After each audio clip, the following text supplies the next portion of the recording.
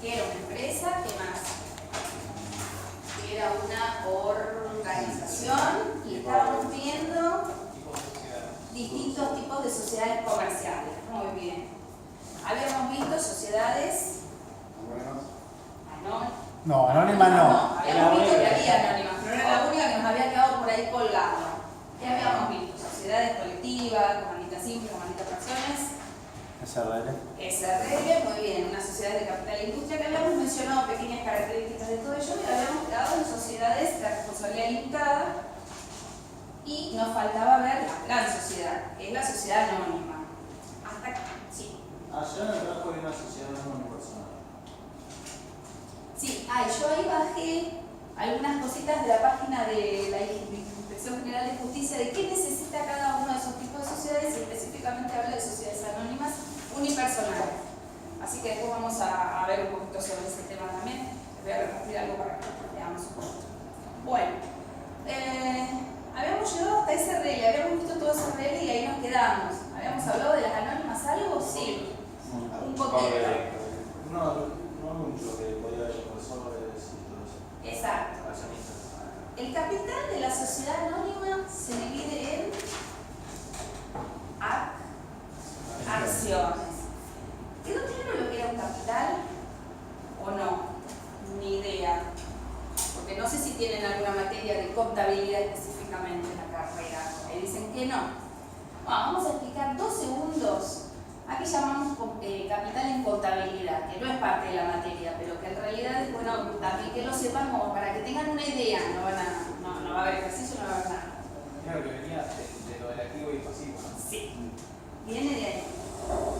Supónganse que todos nosotros queremos formar una sociedad.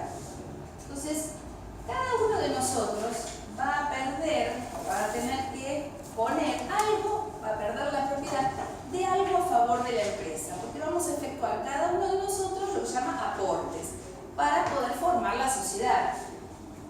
¿Cómo, digamos, qué pondríamos a favor de esa sociedad? A ver, ¿qué pondría cada uno de ustedes? Por ejemplo, lo primero que tendríamos que poner es... Este vaso. Está bien. Después arreglaríamos el tema de las participaciones.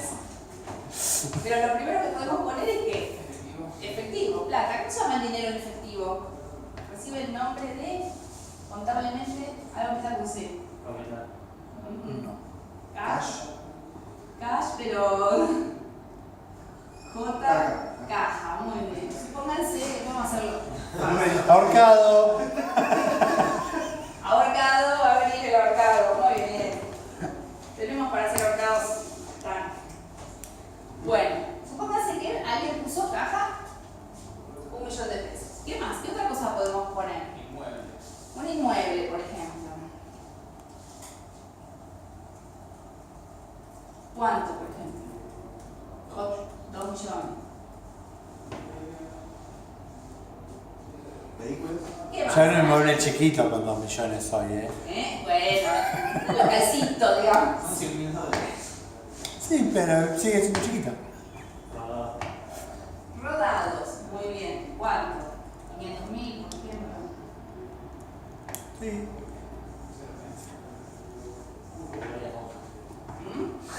Varias motos, muy bien. ¿Qué más?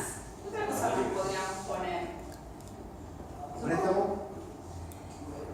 Se puede poner un préstamo, pero de la siguiente manera. La mayoría de veces está atado, por ejemplo, a un préstamo que tiene que ver, por ejemplo, con un inmueble o con un rodado. Cuando el inmueble tiene sobre sí mismo una, digamos, una deuda, quiere decir que fue garantía de algo. ¿Saben lo que es una garantía? Ustedes piden un préstamo y le dan la plata, generalmente, si están preaprobados y todo eso, sin ningún tipo de garantía. Si ustedes quieren pedir un préstamo mayor, tienen que ofrecerle a la persona que va a prestar la plata una garantía. Tienen 2 tipos de garantía. Garantía sobre bienes muebles, básicamente son sobre rodados, o garantía sobre bienes inmuebles. Las garantías sobre bienes inmuebles reciben el nombre de Hipotecas. hipotecas. Y las que son sobre bienes muebles, básicamente ¿Prendas? rodados, prendas. Muy bien, por eso se llaman, ¿qué créditos prendarios, créditos hipotecarios. ¿Por qué? Porque estoy garantizando que voy a pagar la deuda con parte de ese inmueble. Me dan la plata, yo estoy garantizando que parte de ese inmueble es de la persona que en realidad me está comprando, o que me está prestando la plata, mejor dicho, hasta que yo le pague. Eso se llaman hipotecas y prendas. Entonces, si yo ingreso dentro de lo que serían los bienes de la empresa un inmueble que está hipotecado, tengo el inmueble, pero también tengo que pagar la deuda. ¿Se entiende? O sea, viene el inmueble, pero también atrás viene la deuda. Y entonces, lo que puso a favor de la sociedad es la diferencia entre el inmueble y la deuda. Bueno, ¿y alguien puede poner, por ejemplo, algo de a lo que nos dediquemos a vender? ¿Cómo se llama lo que nos dedicamos a vender? Productos, bienes de reventa, ¿qué más? Algo que empieza con M. Mercadería, muy bien, por ejemplo. ¿En cuánto, por ejemplo? 200.000. Bueno. Cuando uno forma la sociedad, sea anónima o sea cualquier sociedad, la anónima es la más, digamos, usada, la más común. Lo que uno hace es poner todos estos elementos, que son todos bienes hasta ahora, podemos poner alguna otra cosa, pero por ahora pusimos bienes, dinero, mercaderías, rodados inmuebles, son todos bienes, a favor de la empresa. Quiere decir que cada uno de nosotros perdió la propiedad de esos bienes porque ahora son parte de la empresa a la cual estamos dándole estos bienes. Como es parte del conjunto de bienes que va a tener esa empresa, eso se denomina como en contabilidad. Algo que empieza con A. Activo. Activo, muy bien. Ahora resulta que todo el mundo sabía contabilidad y nadie me dijo que sabía. Entonces, el total del activo sería de cuánto?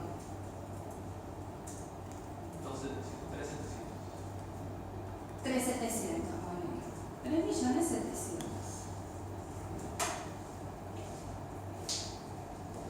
En el momento original, que todos pusimos algo a favor de la empresa, nosotros perdimos esa propiedad de lo que pusimos a favor de la empresa.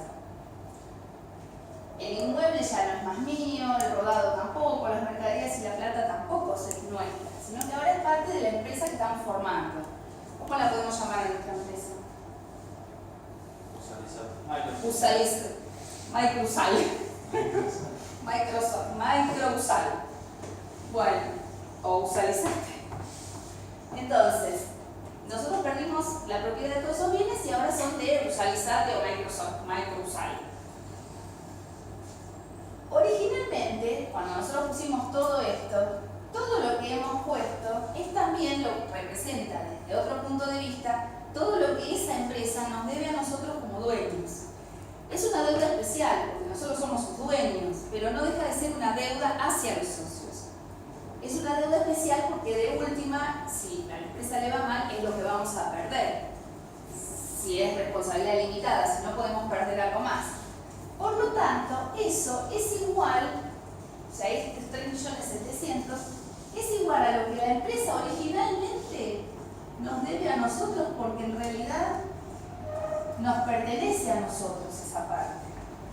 Esos 3.700.000 que originalmente fue lo aportado en realidad a favor de la empresa es lo que se llama capital.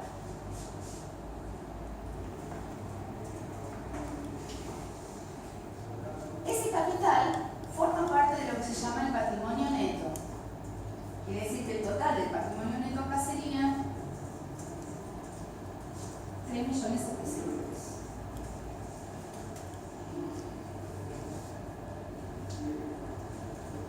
¿Hasta acá hay alguna duda?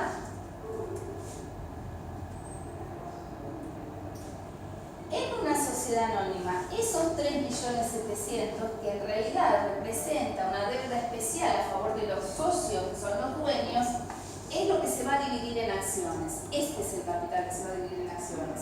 Se puede dividir en 3.700.000 acciones de 1 peso cada una, 370.000 acciones de 10 pesos cada una, y así sucesivamente. O la puedo dividir en acciones de 50 centavos, en acciones de 40 pesos.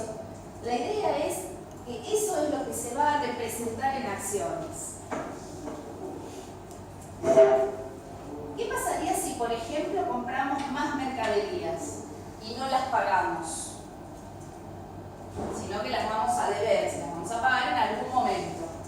¿Cómo cambiaría esa situación? Por ejemplo, por 1 millón de pesos. Yo digo, compramos mercadería por 1 millón de pesos y todavía no las pagamos. Se las vamos a pagar dentro de 3 semanas. ¿Cómo cambiaría la situación de mi empresa, en nuestra empresa Usalizate?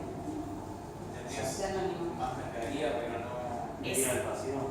Exacto. Por un lado tengo más mercadería. ¿Cuánto más? 1 millón. 1 millón. Quiere decir que acá se me va a cuánto en realidad. Porque todavía no las pagué, todavía no tengo una contrapartida de este lado. 4.700.000. Pero ahora tengo una deuda con alguien. ¿Cómo se llama la deuda por la gente que yo les compro mercaderías? Proveedores. Proveedores.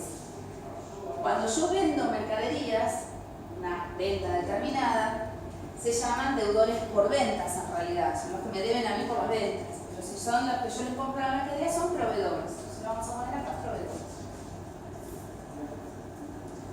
¿Cuánto le debo a los proveedores? 1 millón. ¿Hasta acá alguna duda? ¿No? ¿Seguros? Ese 1 millón de pesos que le debo, ¿es parte de qué? Así como tengo un activo, también hay algo que está de este lado, que es el pasivo. Muy bien. Que justamente el total del pasivo, o sea, el total de las deudas, es de 1 millón de pesos.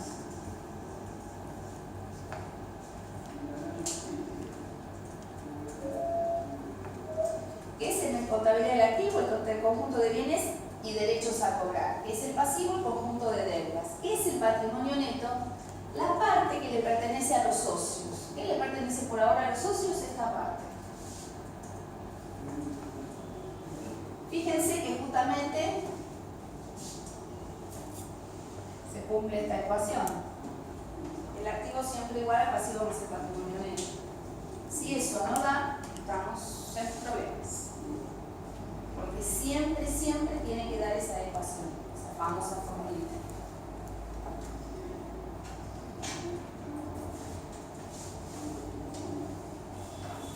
¿Qué pasaría si vendemos mercaderías? Con esto vamos cerrando el tema para terminar de entender la idea de la contabilidad. ¿Qué pasaría si vendemos mercaderías? Las mercaderías que compramos en 1 millón las vendemos en 1,5 millones. Y nos pagan en efectivo. O sea,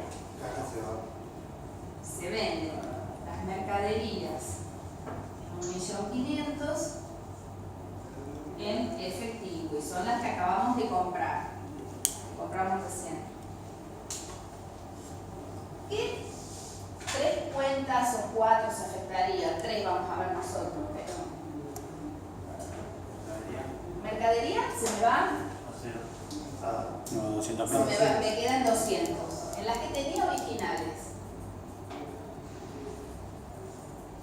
Caja se me va a 2.500.000.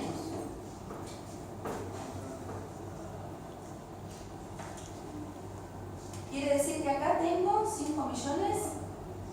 ¿Cuánto? ¿Cuánto me da la suma de esto? 6.200.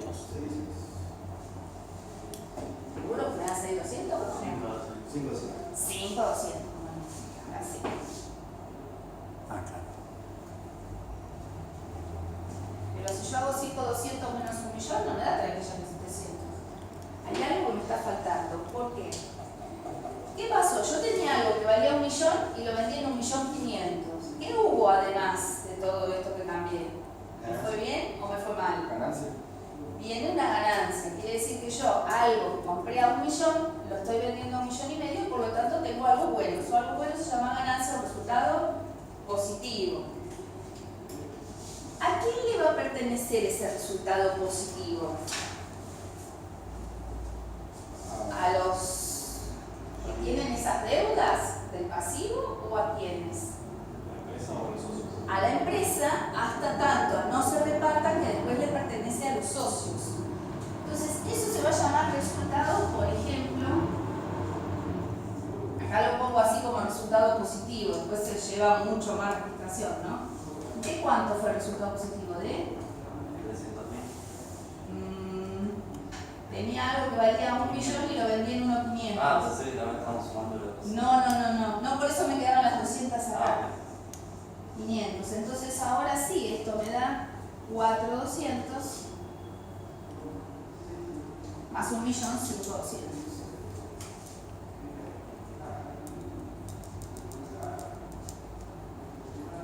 Y volvemos a tener el activo igual al pasivo más el patrimonio neto. Profe, ¿ahí qué pasa? ¿Se incrementa el valor de las acciones o se imprimen más acciones? No, ahí vamos a explicar algo. Ahora que ya vimos todos los ejemplos, después puede haber resultados negativos, todo lo demás, pero bueno, eso solamente vamos a ver esta parte.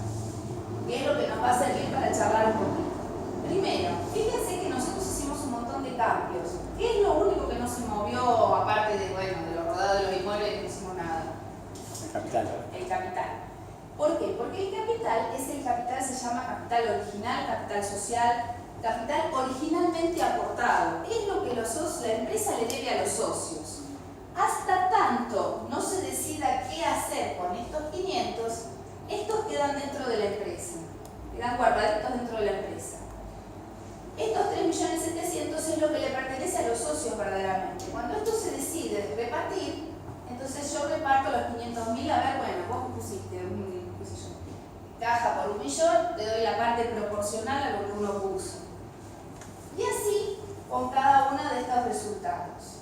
Si la empresa cierra, o sea, si fue esta la única operación que hubiéramos hecho en toda la vida de la empresa, sí, yo lo primero que tengo que hacer con este total del activo es liquidar estos bienes vendiéndolos, pagar este pasivo, puedo sacar plata de acá también, ¿no? Si quiero liquidar este pasivo y después repartirle esto a los socios. Y ahí sí le reparto esto más los 500.000.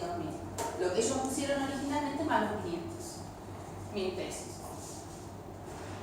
Entonces, el capital sigue siendo 3.700.000 y el capital emitido en acciones sigue siendo 3.700.000. Lo que va a variar es esto. El capital no se mueve a menos que haya un aumento o una disminución del capital. Entonces nunca se mueve a menos que pase eso. ¿Se entiende? O sea, las 3.700.000 acciones, supónganse a $1 cada una, van a seguir siendo 3.700.000, así gane 10 millones de pesos en resultados positivos. Si decidimos aumentarlas o disminuirlas, porque a lo mejor la empresa es muy chica para tener este capital, o a lo mejor la empresa quedó, digamos, es muy grande para tener este capital de 3.700.000, a lo mejor necesitamos un capital mucho más grande, o queremos crecer, o queremos mandar parte a la bolsa de comercio y venderlas. Entonces, en ese caso, si yo puedo aumentar ese capital, ¿sí? ¿Cómo va a funcionar el tema del capital del aumento del capital dentro de una sociedad, sobre todo anónima? ¿Por qué?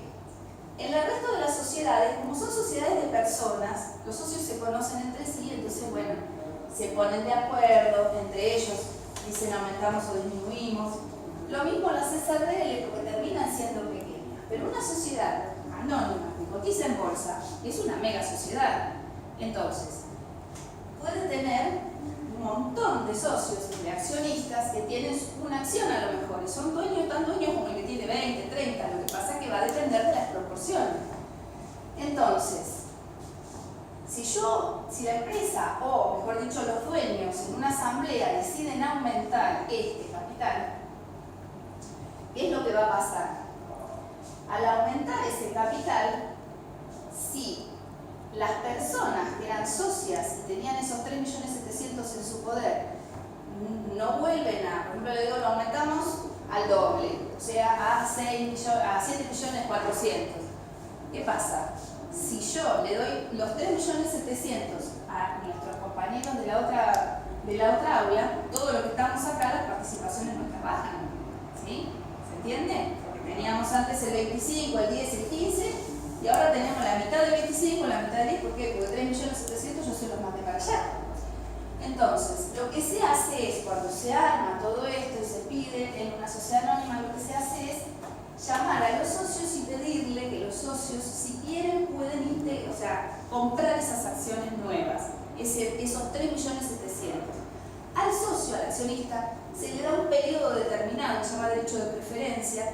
En ese periodo determinado la persona tiene que venir y comprar la misma cantidad de acciones que tiene.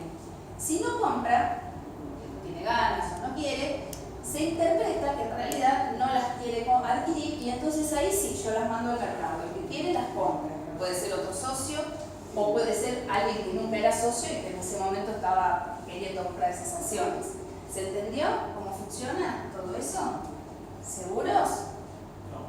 En realidad, si hay una decisión de los accionistas de aumentar el capital, ¿por qué?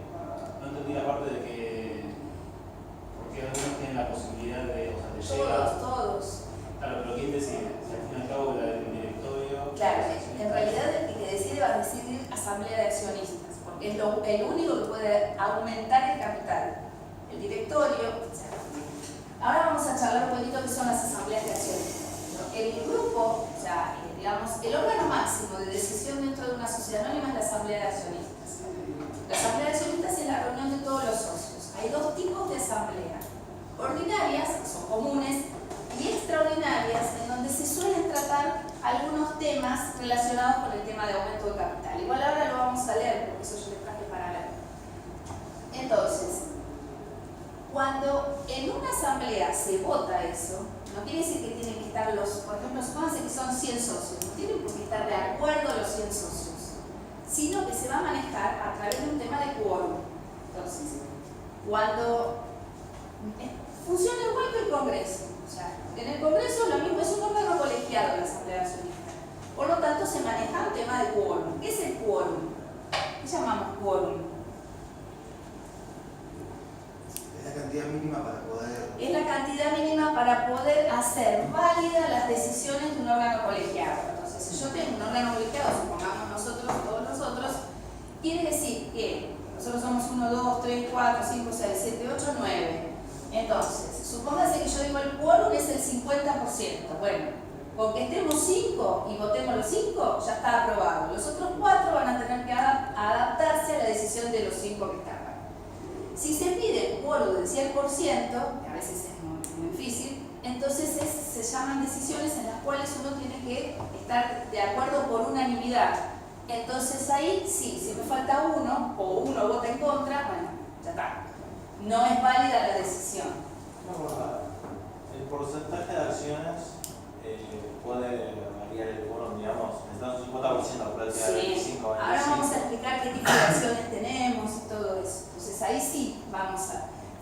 Normalmente acá hablamos de acciones ordinarias todos iguales, ahí dijimos todos teníamos derecho a levantar la mano y todo, pero vamos a ver que hay distintos tipos de acciones. Entonces, ¿qué pasa? Si yo digo, bueno, hay 5 que tienen que estar de acuerdo, porque 5 digan que se compra o se generan otros 3.700.000 de capital, los otros 4 pueden estar en contra o no, pero si los 5 decidieron, ya está. ¿Qué pasa con todos los 9? Nosotros tenemos que venir y comprar esas acciones, ¿sí? Uno puede haber estado de acuerdo y no querer comprar las acciones, puede decir, sí, que se aumente, pero yo no compro más nada. Cada uno lo va a decidir a su manera.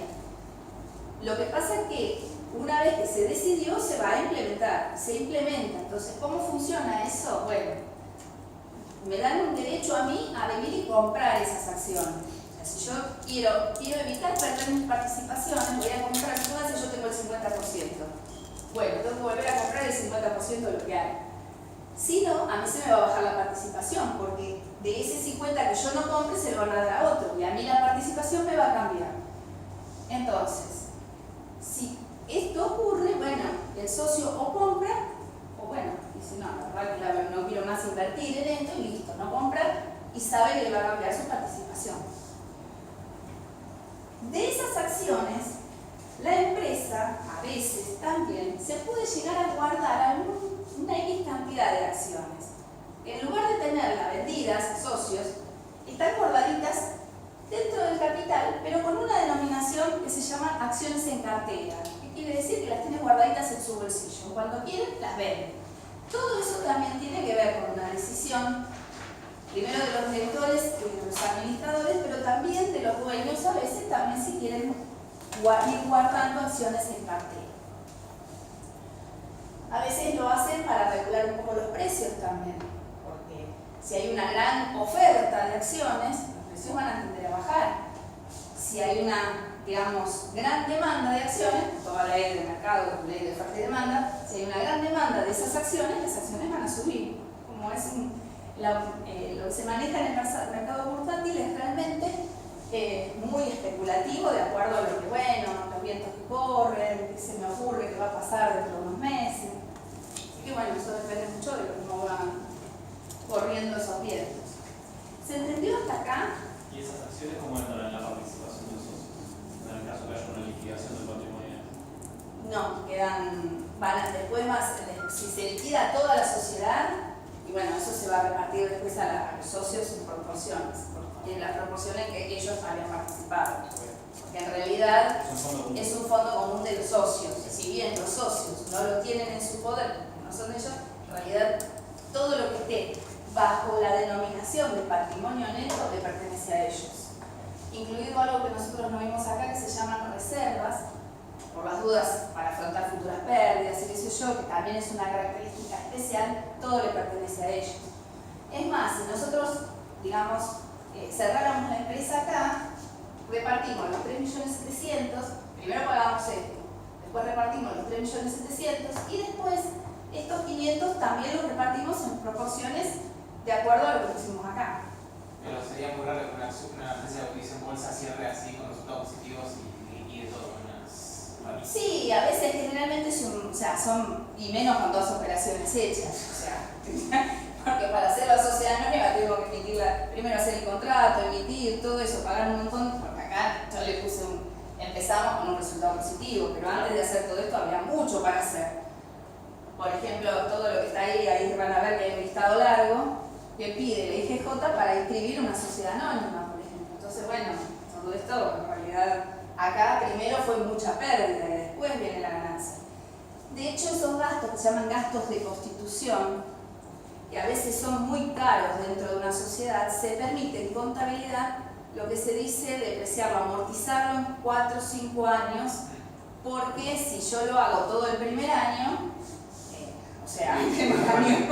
es como que hubiera hundido la empresa. ¿Por qué? Porque son gastos caros, se llaman gastos de constitución, y se permiten, digamos, guardarlos durante 5 años, descontándole a estos resultados una parte, o sea, un 20% más o menos por cada una de en cada año. Cosa de que no me dé, pues si gasté una barbaridad para hacer la empresa y el primer año vendí poco, parecería que hubiera operado re mal, y en realidad es producto de lo que va a venir después también. Bueno, ¿alguna duda hasta acá de esto? ¿Cuánto es más o menos el gasto de hacer una SA? Y no sé, porque hay de todo un poco. Ahí van a ver un listadito. En realidad, básicamente, el gasto, más allá de la emisión y todo, de las acciones y todo eso, por eso se puede por ahí después manejar de alguna manera, no todas las acciones están escritas. Las acciones originarias, las antiguas, están todas escritas, están guardadas en general en un lugar que se llama caja de valores. ¿Por qué? Bueno, está bastante armónico este ruido, no sé a qué corresponde, se ve que parece que nos mudamos de alguna manera, vamos. Hola. Hola. ¿Qué tal? Buenas noches. Buenas noches. Entonces, no sé por qué parecería que nos estuviéramos mudando, pero bueno. Vamos. Caja de valores. Caja de valores. Pasa lo siguiente. Las acciones, hay distintos tipos de acciones, hay distintos tipos de sociedades. Hay sociedades que son muy tradicionales, muy grandes, y otras sociedades que también son anónimas, pero que pueden ser pequeñas, 4 o 5, digamos, socios, por ahí ni siquiera cotizan en bolsa. Entonces, ese tipo de sociedades, si bien tienen que cumplir con todos los requisitos, su operatorio es diferente. Entonces, las acciones, sobre todo las más tradicionales, que se cotizan en bolsa, no son de libre, o sea, si bien son de libre disponibilidad y la gente las puede llevar, en realidad no van a ver nunca a alguien que porte un título, un valor, a lo mejor es grande como esta mesa, abajo del brazo caminando por la calle. ¿Por qué? Porque es mucho lo que por ahí a lo mejor si arriesgas, o a lo mejor lleva 10, 20 de esas, es mucho lo que puede llegar a perder si se pierde una de esas acciones, se le cae, se rompió, se le deterioró. Entonces, la mayoría de las acciones que sí están emitidas en, digamos, esos papeles antiguos y qué sé yo, y están guardadas en un lugar que se llama caja de valores. Y lo que uno hace cuando compra eso, en realidad, no es llevársela a su casa, la acción, sino la deja en la caja de valores y lo que uno recibe es un papel diciendo que uno realmente es un papel oficial, digamos, ¿no? Que dice que uno es dueño de tantas acciones de la empresa, eso es lo que uno tiene en la mano. De hecho, caja de valores todo, cada, no sé si cada 15 días o cada 20 días, manda un resumen de las cosas que uno tiene. Si uno tiene, por ejemplo, un título público también depositado ahí, que en realidad tampoco tiene el título específicamente en la mano, sino que generalmente lo que uno tiene es la representación de lo que vale el título realmente en caja de valores. Pero te cobran la custodia de los papeles, ¿no? Sí.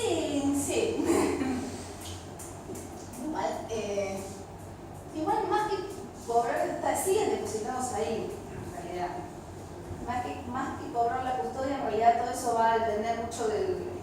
sí, siempre hay algún otro gasto que pagar, pero bueno, en realidad lo que es las compras y ventas se manejan a través de agentes de bolsa que también cobran comisión sobre todo eso.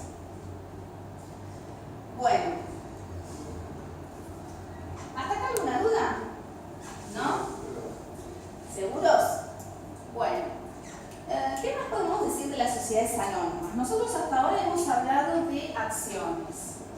Puedo borrar esto que ya entendieron cómo funciona el capital y qué es, por lo menos para que cuando yo les diga que el capital de una empresa sepan de qué estamos hablando. Las sociedades anónimas, el órgano máximo es la asamblea de accionistas, pero como no podemos reunir a la asamblea de accionistas cada vez que tomemos una decisión dentro de la empresa, la asamblea de accionistas, digamos que deriva su poder de decisión en los administradores de la empresa. Esos administradores están formados por un directorio, puede ser un director, sociedad anónima, si a lo mejor no se justifica que tengamos más, si la sociedad anónima es chica, con un director nos puede alcanzar. O puede tener hasta 5 directores y ser un órgano colegiado, como es la asamblea de accionistas, pero que se llama directorio, que son los 5. Y para esos 5, dentro de esos 5 va a haber uno que va a actuar como presidente del directorio.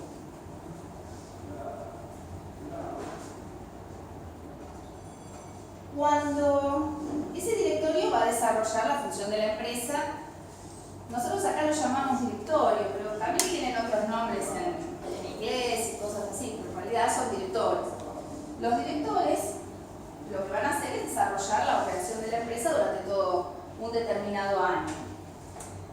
Pasado ese año, hay una obligación de reunir a toda la asamblea de accionistas. ¿Qué es la asamblea de accionistas? La reunión de todos los socios. ¿Cómo funciona? Tenemos 2 tipos de asambleas, las ordinarias y las asambleas extraordinarias. Las asambleas ordinarias son las asambleas que tratan temas, digamos, comunes, normales, temas como puede ser la aprobación de la información contable. Igual ahora se los voy a distribuir para que lo lean a los 2 artículos de la ley sobre eso. Cosas que en realidad son de rutina, pero tienen que aprobar, por ejemplo, la gestión de los directores durante ese año. Pueden decir, no, tal director no me gustó, entonces por lo tanto deciden que ese director ya no va a ser director de esa empresa. Se votan, vieron que los directores no cobran sueldo en una empresa. ¿Qué cobran? A ver, pasa con H. Honorario. Los directores no cobran sueldo, son personal dependiente de la empresa, cobran honorarios. Los honorarios se votan en asamblea, en una asamblea ordinaria. Ahora, ¿qué pasa? También es un ser humano, entonces lo que se van haciendo son como anticipos de esos honorarios hasta que se vote en la asamblea y ahí, bueno, le queda una diferencia entre lo que le anticiparon y lo que le votó la asamblea, bueno, será a favor o en contra, pero en realidad tiene que ver con eso, no es que cobren sueldos, sino que son honorarios. ¿Podrían trabajar gratis? Lo dudo mucho, pero bueno. Y si es como que uno trabaja, creo que ninguno de nosotros trabaja gratis. A veces por ahí los sueldos no son millones, pero tampoco son gratuitos. Igual yo hace muchos años fui ayudante ad honorem en la Facultad de Buenos Aires, pero bueno. Bueno, supuestamente la Cámara de Diputados debería ser Ad ad honorem. honorem. Por algo es honorable Cámara de Diputados. Sí, pero bueno. También, exactamente. Muy bien. Bueno. Sí, hay que tratar temas más importantes, como por ejemplo la fusión de la empresa, el cierre de la empresa, un aumento de capital importante, que ahí van a ver el monto, digamos, que se puede tratar, o algún cambio radical dentro de la empresa. Por ejemplo, nos tenemos que reunir para hacer un cambio de actividad, todo eso. Eso no va a ir por asamblea ordinaria, eso va a ir por una asamblea extraordinaria. Ahora, ¿cuál es el primer problema de llamar a todos los socios? ¿Cuál sería el primer problema? Primero, son muchos. Segundo, no todos los socios viven en la capital federal, ni tampoco están dando vueltas alrededor de la bolsa de comercio. Entonces, el primer problema que se presenta es cómo llamamos a los socios, cómo ubico a los socios de una sociedad que justamente es anónima. Entonces, lo primero que se hace es, en las sociedades, tanto ordinarias como extraordinarias, se tienen que publicar las asambleas de accionistas en, yo creo que es la tercera parte de lo que es el boletín oficial, para llamar a todos los socios, que es el diario de publicaciones legales.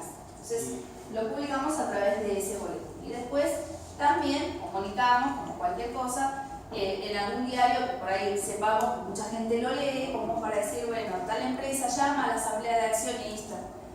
Sobre todo porque la ordinaria siempre tiene una fecha bastante periódica, la ordinaria. ¿Por qué? Porque todo el mundo sabe que hay una asamblea ordinaria por año. O sea, las ordinarias son todas una vez al año. Y se sabe que generalmente se va a reunir, ¿saben lo que es el ejercicio comercial? Sí. ¿Han oído hablar del ejercicio comercial? Bueno, o sea, yo divido a la vida de la empresa en ejercicios comerciales. ¿Qué duración le asigna la ley de sociedades? Un año, o sea, 12 meses.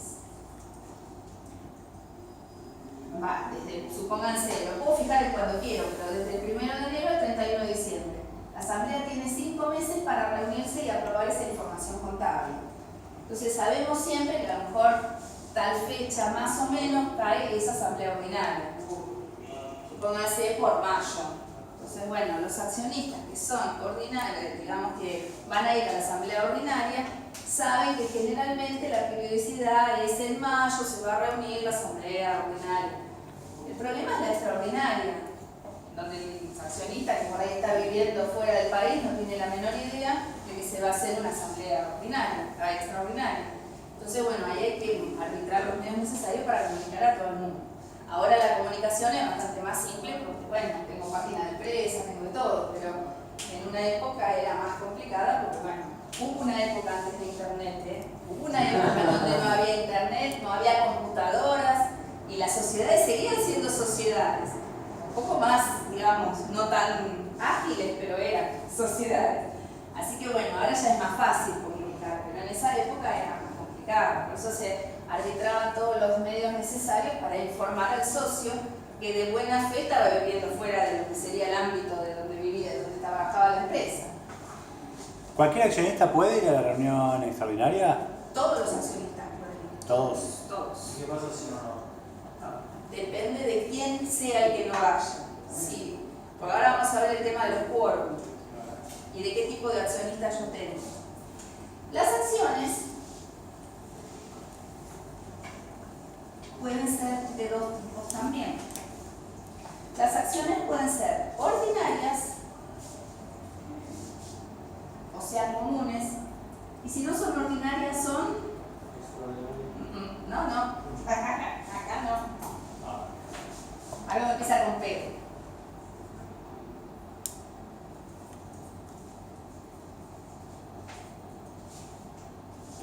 ¿Públicas? Primordial. No.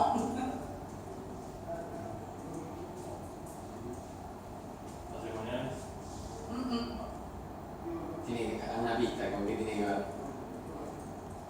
No sabía que Si uno no es alguien común, es porque, o sea, Preferenciales.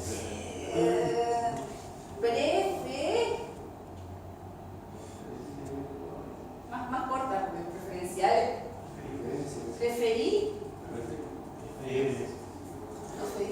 son acciones preferidas, muy bien, acciones preferidas.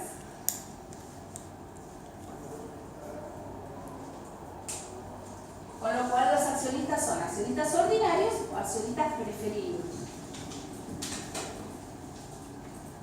¿Qué significa que un accionista sea ordinario? Significa que el accionista, que es ordinario, es aquel que sí o sí va a tener voz dentro de una asamblea, porque sus acciones le dan derecho a voz y también le dan derecho a voto. Son accionistas ordinarios porque además también tienen derecho a voto. ¿Eso qué significa? Que tiene derecho a, bueno, votemos, levanta la mano. Yo voto a favor del voto. Esas acciones ordinarias, de acuerdo a cómo estén emitidas y a los distintos precios y los distintos tipos, pueden ir de 1 a 5 votos por cada una de esas acciones. Acciones de 5 votos son más caras que las acciones de 1 voto, porque dan una acción, es como si yo levantara 5 veces la misma mano. La que tiene 1 voto levanta una sola, la que tiene 5 como si tuviera 5 manos levantadas en el momento de votar. ¿Qué pasa con las acciones preferidas? Las acciones preferidas también, todas tienen voz, o sea, todas las acciones tienen voz, pero pueden carecer de voto. Es decir, en el momento de votar, por ahí, si está establecido así en la sociedad, se tienen que cruzar de brazos y que voten los demás. Entonces, preferidas, ¿de qué, digamos? ¿Las acciones Bueno, pueden convivir las dos juntas? Sí.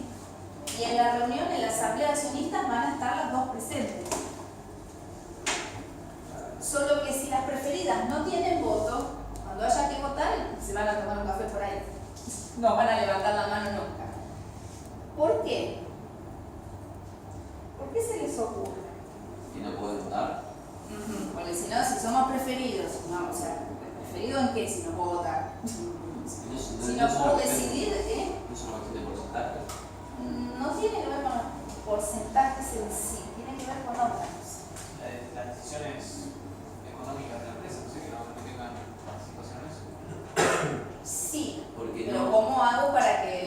no está considerado como alguien capaz para poder votar. No es considerado porque la empresa lo saca como que no es capaz de votar, pero ¿por qué? No digo que no, capaz de un punto de competente. No. ¿Puede ser que sea un aporte de capital? O sea, que no tiene un trabajo dentro de una empresa, sino que simplemente está ahí para... No, pero los otros tampoco. Claro. Tiene que ver con lo siguiente. Cuando a una empresa le va bien, estamos todos felices, no pasa nada. Cuando a una empresa le va mal y quiebra, ¿se acuerdan que nosotros recién hicimos el activo, el pasivo y el patrimonio neto? Yo digo, si cerramos la empresa, acá quedamos. Pagamos el $1.000.000 y el resto lo repartimos. ¿Sí? ¿Qué pasa si en lugar de haber sido $1.000.000 eran 4 millones de pesos? Y todos nuestros resultados eran negativos. En lugar de ser 500.000 pesos en positivo, hubieran sido negativos. Y las cuentas me dan que en lugar el capital seguía siendo 3.700.000, pero abajo en lugar de sumar tengo que restarle 2 millones y pico de pesos, por ejemplo, porque perdimos. Generalmente cuando uno va a la quiebra es porque realmente pierde, no porque está ganando. Entonces, ¿qué pasa en ese caso? Las preferidas no tienen que pagar más, ¿no? O sea, el que es ordinario tiene que pagar con su propia plata, ¿no? No. ¿Al revés? Pasa lo siguiente.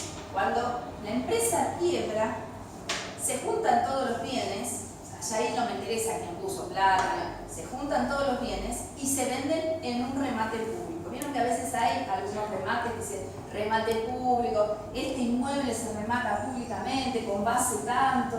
Se remata en forma pública. alguien lo compra y se lleva la propiedad del inmueble, de la qué sé yo, computadora que había, la mesa, el escritorio, el sillón de Rivadavia, todo eso. Cuando nos va mal de todo. Entonces, bueno, un cuadro, lo que sea, se reparte todo, se vende todo lo que había dentro de la empresa. De eso, dice, bueno, yo vendí, a lo mejor teníamos 5 millones y pico que nosotros decíamos que teníamos en el activo, pero era algo que nosotros decíamos. Recuerden que nosotros vimos que había 4 tipos de bienes que teníamos. ¿Cuál es el único bien oficial que es el que estaba real? La plata. El resto era algo que nosotros le pusimos ese valor. Ahora, si yo voy y lo vendo, lo voy a recibir. Si yo voy y reparto 1 millón de pesos, sigue siendo 1 millón de pesos. Pero si yo voy a vender un inmueble que para mí vale 1 millón de pesos, y en realidad lo estoy vendiendo en remate, a lo mejor la base es de 800, y a lo mejor me dan solo los 800, no el millón que yo creí que tenía.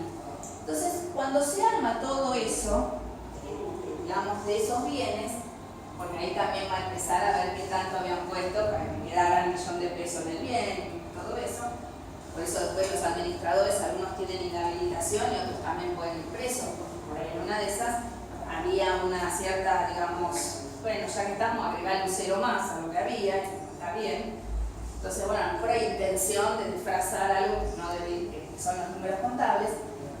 Entonces, cuando se vende todos esos bienes, remate público, se junta un cierto monto de plata de algo. Entonces, hay que armar un ranking. Y es un ranking de a quién vamos a ir pagando primero.